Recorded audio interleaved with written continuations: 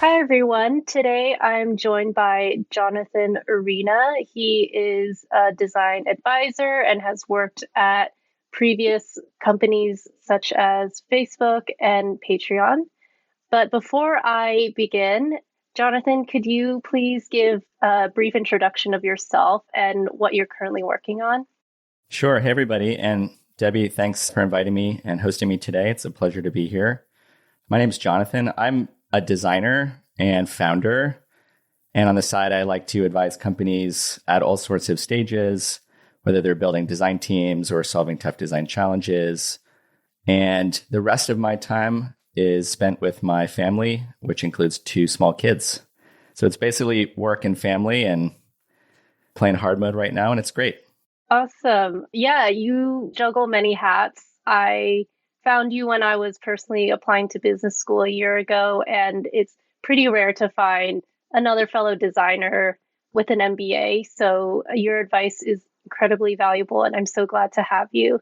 So you're currently at South Park Commons, I believe. Can you tell us a little bit about that and how you found it and what you do with them? Yeah, South Park, for people who don't know, it's two things. One, it's a community of builders and technical people and entrepreneurs and founders who are exploring their next thing. And South Park specializes in they call it the -1 to 0 phase of product building and company building. And it was started by two really early Facebook employees, Ruchi and Aditya, both really experienced, incredible people. And they also have a founder fellowship track. I think of it as two tracks. You can apply to the community and you can also apply as a founder fellow. And that includes a pre-seed check to get started, depending on what stage you're at with your company and ideation. I mean, they've always kind of been on my radar. I've known some friends who participated in the earliest cohorts, and it's literally right in South Park in San Francisco. They have a new office as of earlier this year. My co-founder and I joined. I'm working on a new company, and we haven't launched yet, so I can't say too much, but that's coming out pretty soon. And we've just been jamming and building and learning and participating in this great community, super high talent density, and trying to get our initial company and product off the ground. That's so exciting. What kind of special resources or knowledge does South Park provide? They have exceptional partners. They run kind of like a normal investment firm where they have investment partners. And we also have a bunch of folks in the community who run squads or forums. And those are about topical interest or trends or technical skill building. So, for example, I stood up a design forum. That's to help community members who are building software develop their brand, develop their product, kind of serve as a forum for design critique. Pretty much anything you're looking to learn or interested in, you can find in some way through South Park. I was actually thinking about this the other day. If you're a founder today trying to build a company and you're doing so in the landscape of AI, everyone knows how quickly that technology is changing. It seems like every week there's a new announcement, a new model update. I kind of think it's almost irresponsible to be building alone, kind of like the meme of two or three people building in a garage in isolation. I think being a part of a community gives you and kind of bootstraps a lot of those services that you have in a company, like design critique, like feedback sessions. And it just brings a lot of energy to the building process and mutual accountability. Those are some of the things that I think it excels at. Yeah, I think like feedback and just sharing work in progress, that's a huge thing that I learned as a designer. And now at business school, we have a lot of aspiring entrepreneurs who I realize aren't in the habit of sharing and giving critique and asking for feedback as often. So I just thought of a question for you coming from your background doing design. Like, how do you think that has given you different ways of building and skills that are unique as a now a founder? Yeah, it's a good question. I think as a designer, using the design process, if you have spent your career doing that type of work, I think the skill that comes most naturally is generating options, ideation, creative problem solving. when looking at a challenge or an objective or a user problem, I think some of the best products that we use today, they have really fascinating stories of how they were brought to life. And rarely is it like, oh, I have the idea. You go sketch it in Figma, boom, you're done.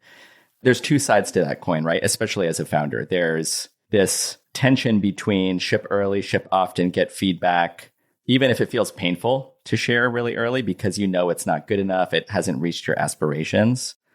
And then spending time actually pushing through the problem, doing the ideation, allowing yourself the time to be creative and inquisitive to kind of get to a new space and unlock new opportunities. So I think that tension is what I'm feeling a lot today as a founder, where it's easy to have a vision for where you want to take the product.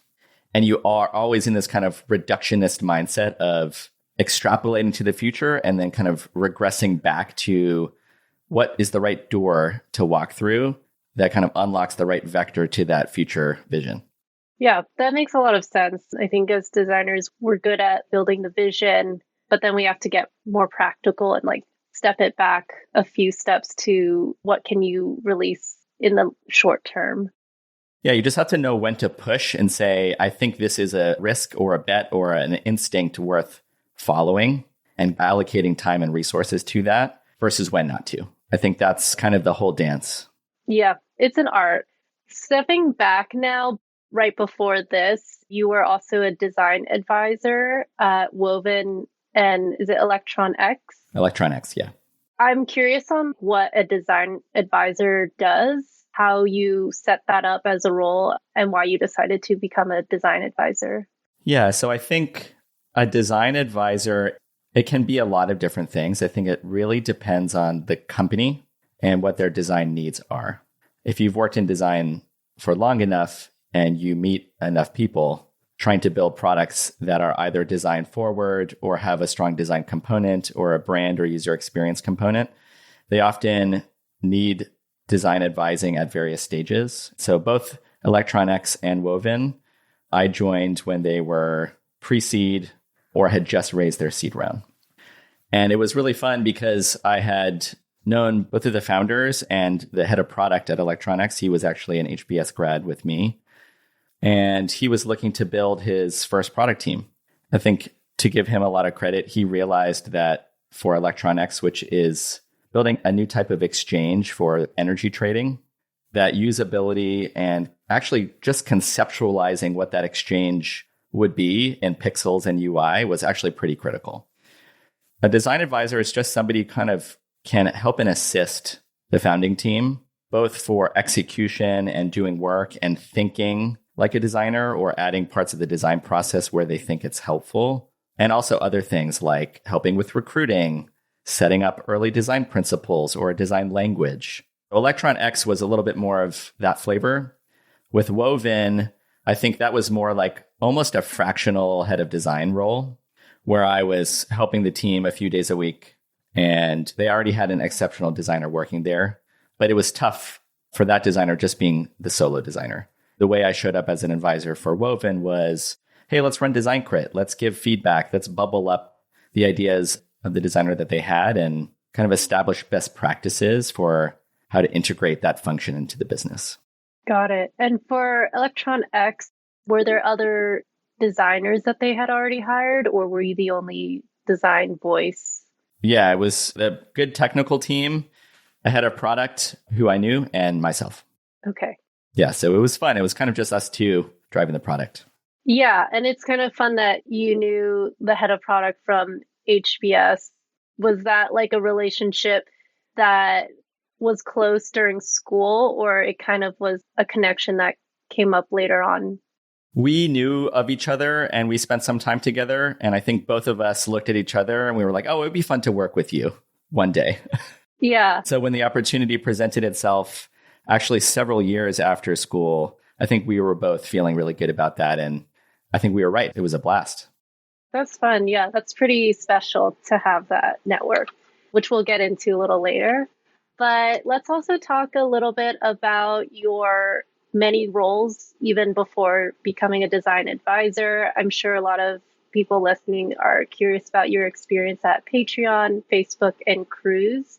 This might take a while, but could you maybe talk about that career journey from each of those companies and what made you seek out each next move?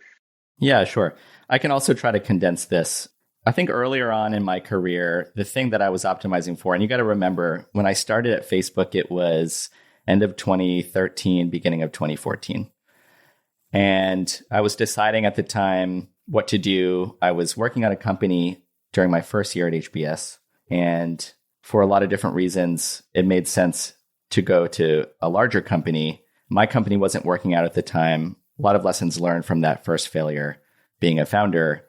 And Facebook at the time was working on something called Graph Search in an org called People, Places, and Things. And the vision of Graph Search was really to allow an early version of natural language search on top of Facebook's graph. So you could do something like, my friends in New York who love art. And through that kind of natural language query, find people or places or things that matched your search intent. And it was a very similar problem set to what my company was working on. At that time, I really think it was just exciting for me to join a company at the scale of Facebook. And I joined, at that time, there were about 5,000, 5,500 employees, which seemed like a massive company, by far the biggest company I'd ever worked at. And the way I think about my time at Facebook, I spent about 4 years there. You can chunk that into about 3 different chapters. First chapter is engagement, photos, and video growth. So I did a lot of work for photo albums, for uploading and consuming photo and video media on Newsfeed. And then I moved over to the growth team. It was called Core Growth. And that was really about expanding Facebook's reach to international markets. It was about friending and friend connections and systems like tagging, when you tag your friends in photos. All are growth levers for Facebook. And then the third chapter was this skunkworks hardware lab called Building 8, started by Regina Dugan, who had previously been the director of DARPA. So kind of Facebook, deep tech, early AI, AR, VR hardware. And I think the lessons learned at Facebook are broadly applicable and really characterize all my career choices. I look at that 4 years as basically college again. It's the same amount of time. And when you go through school, you take a bunch of different classes. And when you find a class that you really like, you take the next level of that class and then the next level of that class. And I think that's kind of what I did at Facebook. And all of my internal moves were characterized by trying to fill in gaps where I knew very little about product, about technology businesses. I did a couple tours in engagement and consumption. I then said, I don't know really much about growth or how to design for growth or how to operate at scale.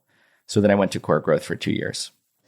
And then the move to Building 8 was, I don't know anything about how to actually build hardware or get to the deeper level of the software stack. And that was really a fun experience. The product we shipped there was called Portal, which was Facebook's first kind of homegrown hardware product. So I think that to shortcut the rest of the career journey, I joined Cruise because I had this deep fascination for deep tech and hardware and AI ML. Back then, we called it machine learning, not AI. And that was an opportunity to kind of redefine a new computing paradigm and also interaction modality for autonomous vehicles. So we worked on the in-car experience as well as the mobile app and the system by which you'd be able to call a car, have an autonomous experience in the car during your trip, and then drop off.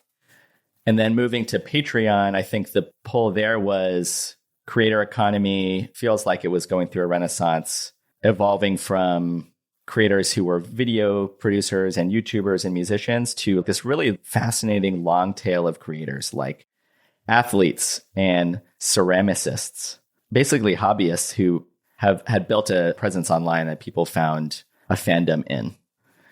All of those chapters are just things that I looked at across the spectrum of tech and said, I don't really know a ton about this, but I have some learnings from Facebook.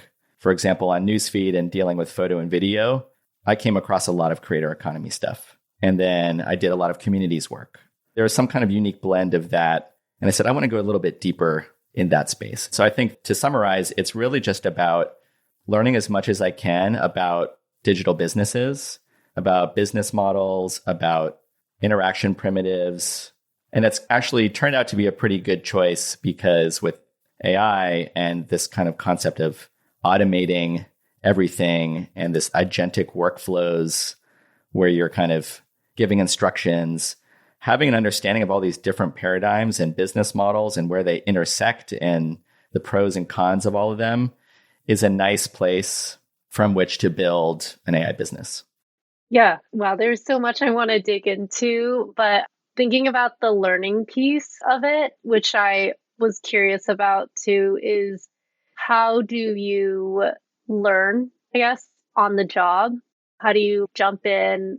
Where are you learning, for example, on hardware? Or if you're jumping into an area you have absolutely no idea, what are the ways you quickly learn?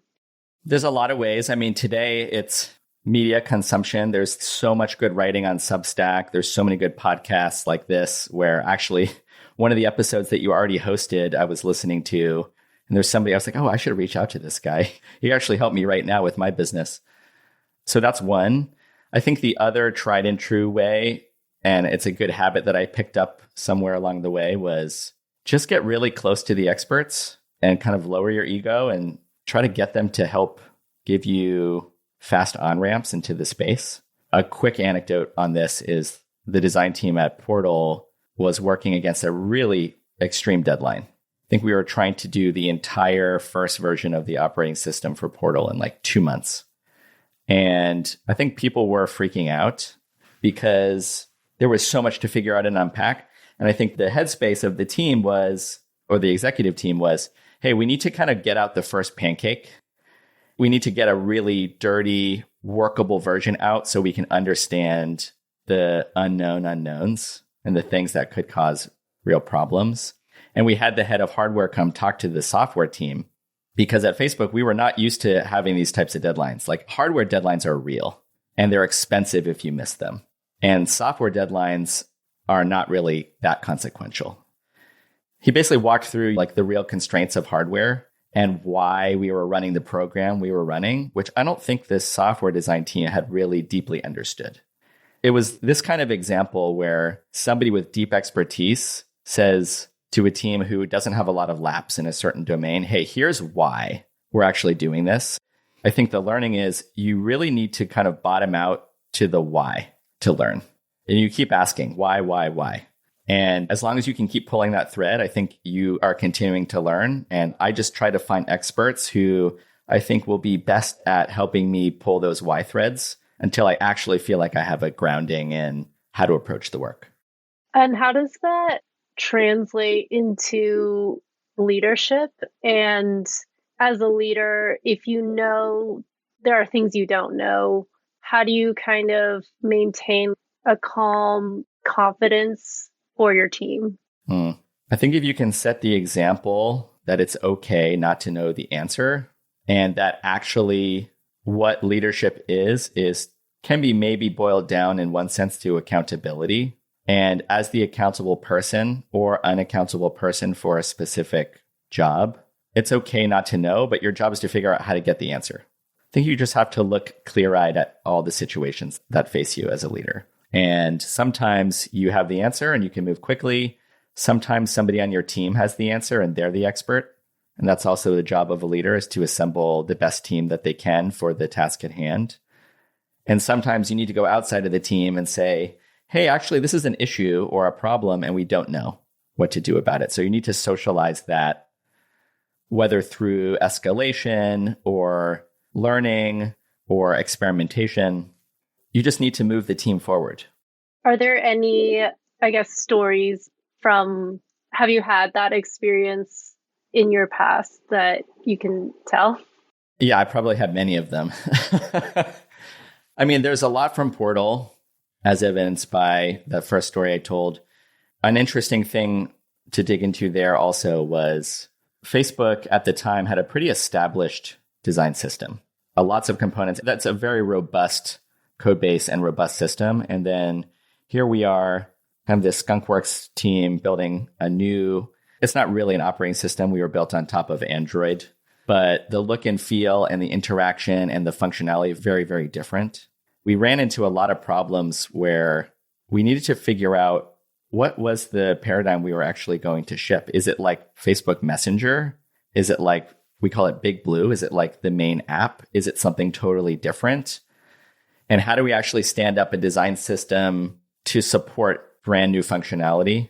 Like we had this one feature called AI Cameraman, which was a very early image recognition model that can recognize a face or a body in the camera and just kind of pan and track and follow the person. And we didn't really have a way to design for that with the Facebook design system. We spent a lot of time going out to the very incredible and talent-dense design team at Facebook and asking them these questions. Who has experience designing something that's like this, or who can give us a sense of how to get started? And then I think at Patreon, there's a bunch of examples of that too. Patreon's really interesting because it combines a lot of different primitives. There's a community aspect to it. There's a podcasting consumption experience. There's video. It's kind of any media type. How do you design an app that blends in any media type seamlessly? Pretty difficult challenge. So we had to do the same thing. We had to go talk to all the experts who knew all those very specific verticals and bring back, synthesize, and figure out the path forward. Yeah, design systems are definitely something that can be challenging, knowing when to like add to it and change it versus being more consistent. So yeah, I can definitely understand that challenge. Before I move into more of leadership, you'd mentioned a little bit about your first foray into entrepreneurship before joining Facebook. And you mentioned there were some lessons there. I think people would be curious to know, what were some of those failures? What did you learn from it? How little I knew. Looking back, it was a great experience because I learned so much. Maybe we did some things right, but we definitely did a lot of things wrong. And I think number one, a learning that stayed with me and that I'm actually thinking about even today is, who is our correct first customer? And it's a deceptively challenging question to answer, especially if you build something in a large space. There's lots of advice out there around niching down. We were building something in the kind of cultural arts space, and our customers were museums, art galleries. And that space at the time was extremely fragmented.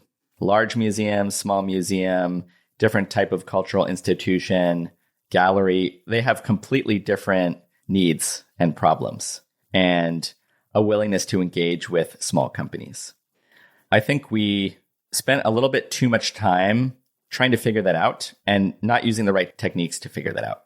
And we also were probably very biased in our listening ability. We often took what people said to us at face value rather than hearing for what they actually meant, which is a tough skill and I think a very, very important skill, and one that I think about a lot now with how I approach customer interviews and how I really synthesize the job to be done that they're trying to accomplish. And there's a bunch of learnings for hiring and team and setting expectations. We hired a couple summer interns and an engineer. And I think understanding your role as a founder and when to set expectations and knowing how to bring the right people in at the right time was like a good learning from that early path. Also, how you pitch. For founders who are thinking about starting companies or are actively pitching or crafting their messaging and storytelling, a really important lesson I learned at the time was find a message that is generally clear, that talks about the problem and your hypothesis for how to solve it. And just kind of understand that you will need to take that message, you will need to apply and modify that message for different channels, whether you're talking to an investor or a potential customer or a potential hire. The way you talk about it needs to be a little bit different. And I think if I knew that from the beginning, I would have approached the communication and packaging of the way we talked about the company very differently. I think that's just fundamentally a good thing to keep in mind. Sounds like there was a lot of different areas that you learned from. I might toss in a maybe controversial question is we have a lot of listeners who are business school students, and I'm always so impressed by their ideas and that they want to start a company. Would you say that there's more to learn as students? Should we get more experience at larger companies before starting? Or do you think it's important to, like, you can start a company at any time? That's hard to say. I think that's a good question. There are countless examples on both sides of that situation. I think the thing that matters the most, or it mattered the most for me, was timing. You are ready to start a company when you're ready to start a company, and not when you're not. And there was a period between when I was a founder way back in 2013 and now in 2024 where I wasn't ready. I didn't have timing match up with the right people that I wanted to work with. I felt I was growing more as a designer at Facebook, and I started a family. And only this year in 2024 did I actually feel like the stars had aligned and the window of opportunity had opened again and was speaking to me. And I was really passionate about a problem that I wanted to solve. All of those things, you just have to be very open and thoughtful and aware of the timing and really be honest and true to yourself about, am I in the position to go on this founder's journey? Because it will demand everything from you, and you need to have fuel in the tank. I don't think there's like a right time or wrong time. I think there could be pressure for people in business school to say, oh, now's my opportunity window. I'm not working. I can incubate an idea. I want to raise when I'm in the network. I want to graduate having started a company. And I think that's great if that happens. And it's really not a big deal if it doesn't happen. Yeah, lots of factors. And I think we're all on a journey. And as I say, everything happens for a reason. So I'm sure it taught you so much that you're applying now. I think that's a good pivot into like talking about your MBA experience at Harvard. So maybe we'll start with, why did you decide to pursue an MBA? I think it's a similar reason to why I chose the companies I wanted to work at and why I switched teams inside Facebook. I did my undergrad at RISD in graphic design, and that school is an incredible place, first of all. And it really taught me how to work hard because there's no faking output in design. You either have it or you don't. This one thing sticks out to me where I was a junior and I went to the senior degree show. And the senior degree show is kind of a capstone project where individuals or teams do a 3 or 6 month kind of thesis project in design. And a lot of them are super conceptual about livable cities or transportation or software. And you go around and you look at all the work on the wall, or maybe it's a website or an interactive experience, and you get to see the projects. And the thing I very clearly remember sticking out to me was, wow, these are really incredible ideas. Some of them are, if true, would be life-changing. And then you ask yourself the question, okay, how does that become true? How does that become real?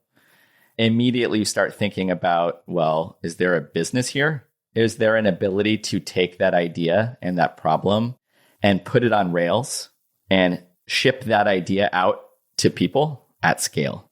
And that's what capitalism is. Capitalism is, they're just rails to deliver and exchange value. And that's where I felt like I needed a lot more questions answered. So I got to this place where I thought, great, I know how to design and I'm around a lot of people with great ideas, but the business side feels like this gaping hole. And if I actually want to make impact and deliver real value, first of all, I need to learn about all there is to know in that space, have a really good baseline and understanding of the fundamentals. That was the most important takeaway, I think, for why I chose to go to business school.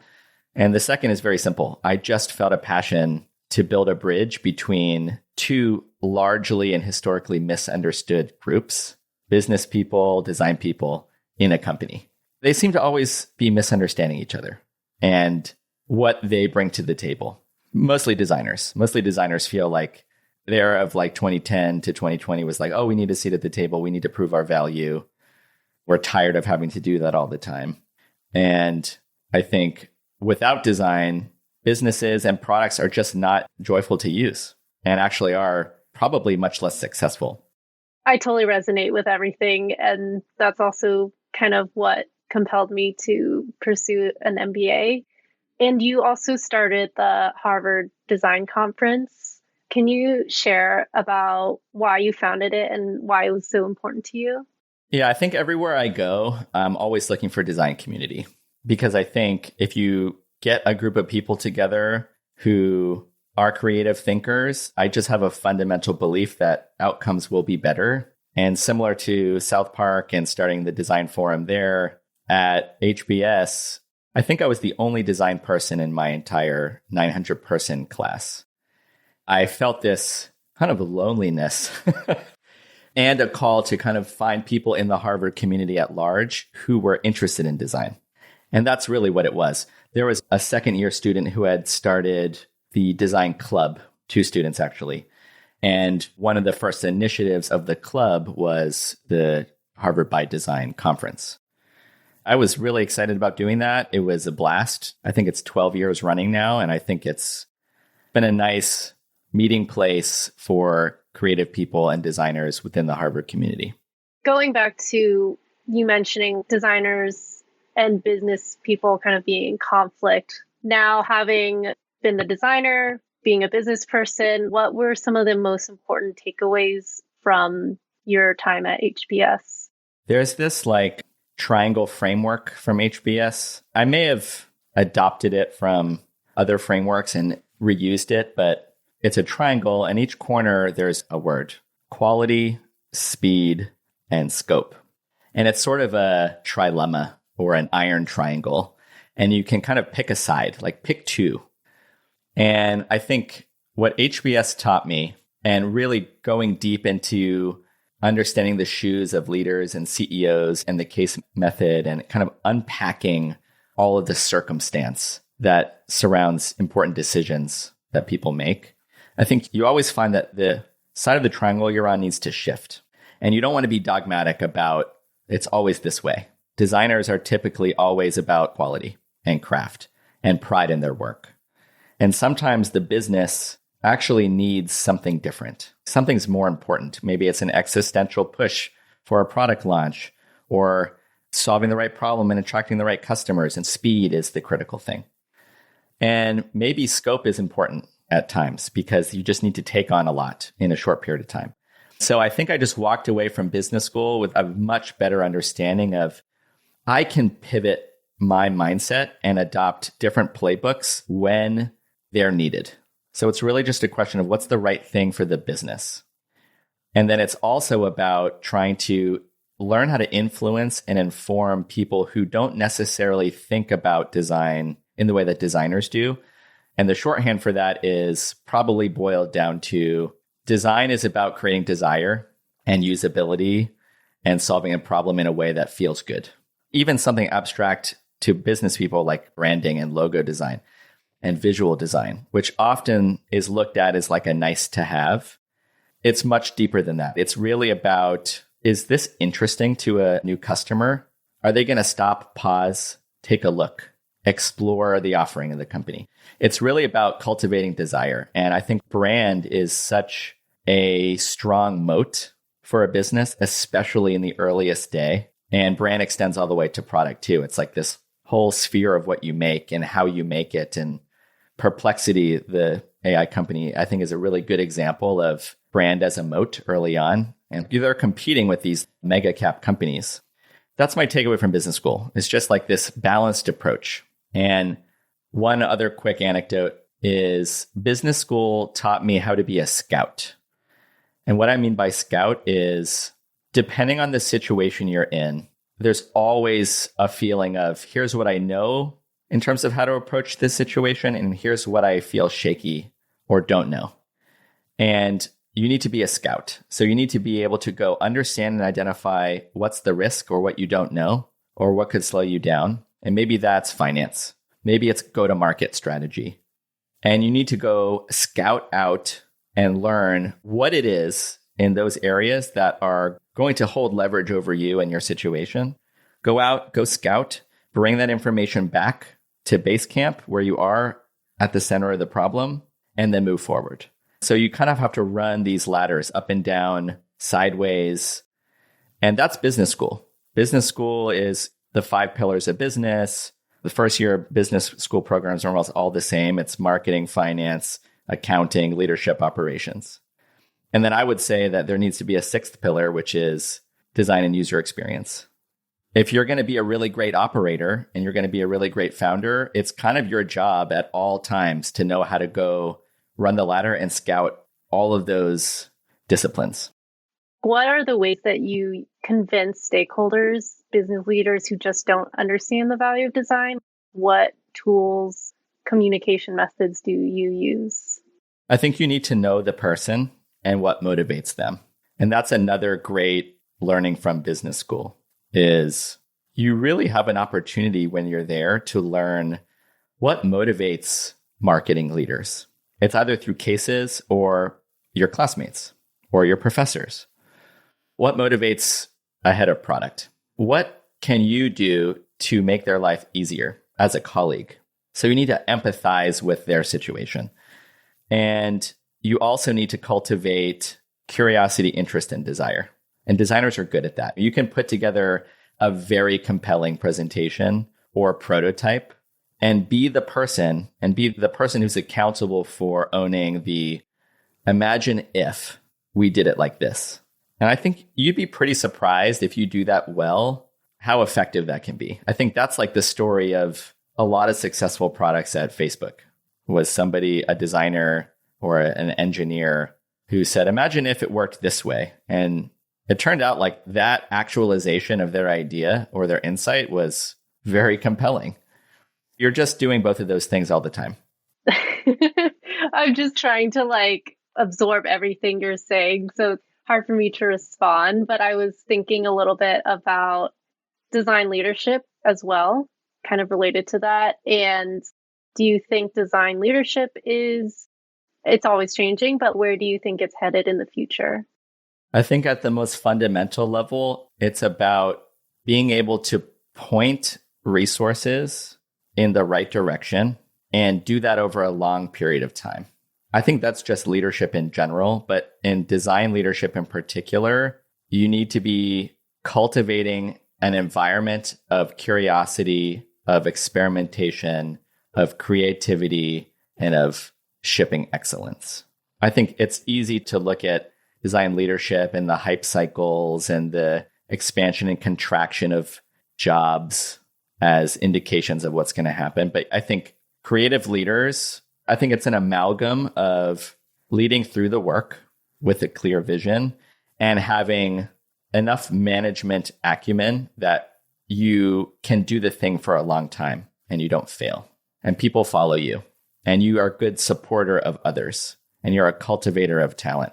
I don't think any of that changes. I think the only real difference in the future for design leadership is rather than leadership that was characterized in ZERP era management, which was, I'm just a people manager, I'm kind of hands off, I don't design in Figma anymore, or whatever your tool is. I think that's actually very important today because of the speed of technological change. If you aren't understanding how AI systems work, if you aren't really digging into building, I think you may find it more challenging. And for the type of design leader who wants to roll up their sleeves and isn't necessarily chasing a large team count as the way to get their next role, I think you'll find that you have a tailwind because what AI is for design is about empowering builders. So be the builder. There's a lot of skills and responsibility for a design leader, definitely. And going back to craft and being the builders, also on top of being a people manager, is a hefty challenge for sure. Definitely. And I guess we're kind of close to time. So I guess I would ask one more question of, do you have any words of advice for those that maybe are also aspiring design leader? What kind of advice do you have for them? I think the best design leaders I've worked with are all also the most inspiring people I've worked with. I don't think that there's a shortcut for that. And I think being inspiring really boils down to having a differentiated or unique vision or point of view. I would spend time thinking about that. It's really easy to read Twitter or talk to people at a party and let those signals kind of inform what your vision is and your idea and how you see the world. And a lot of those people who post on Twitter or write LinkedIn essays, maybe they're VCs, maybe they're other founders or leaders, but a lot of them have incentives to have a thesis or an opinion. VCs are paid to have a thesis, and those can be wrong. There's many stories of those opinions being wrong. So I think the most important thing to do is think about what you actually believe. What's your vision? If you come from an authentic place with a vision, I think that catalyzes excitement and following. That's what a leader is. It's somebody who has an authentically clear point of view, and people can sense whether you actually believe that and you have real energy behind that. I think in business school, find your thing. And the only other thing I would say for business school that the classic I wish I knew or did, is two things. One, whether you're a design leader or you're a founder or you're working in a job at a company, look around you at the people that you're with. Who inspires you? I use that word specifically. Not who do you think is the smartest or has the best career trajectory. Who is inspiring to you?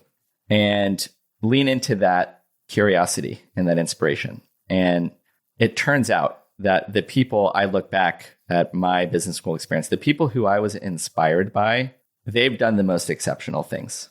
Because that inspiration, there's some innate sensibility that people have when they see other people. And those are the people that I would have wanted to start a company with. And the same thing with professors. It's really easy to get lost in your business school kind of day to day and all the tasks and the overwhelm of the curriculum. But your professors are exceptional people. And if you can actually build real relationships with them that last outside of business school, I think that's one of the greatest gifts of going through a program like that. Thank you, Jonathan, for joining us. I think you're super inspiring, and I hope others found your advice really helpful. And thank you for your time. I hope that you have the best rest of your day. Thank you so much. Yeah, I love what you guys are doing with the podcast. So keep it up, and I'm going to be listening. Awesome. Thank you.